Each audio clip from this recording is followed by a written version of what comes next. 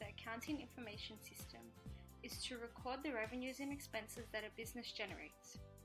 In accounting, there are two possible bases for recording, the cash basis and the accrual basis, with the only difference being the timing of when the revenues and expenses are recorded. Under the cash basis of accounting, revenues are recorded when cash is received, and expenses are recorded when cash is paid.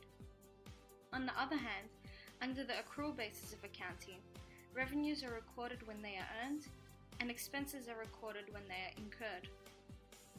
Adjusting journal entries are made under the accrual basis of accounting in order to adhere to the revenue recognition and matching principle under the generally accepted accounting.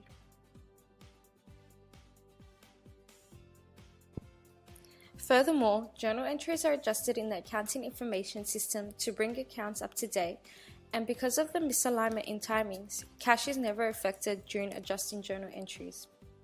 There are 4 scenarios that illustrate the classification of adjusting entries.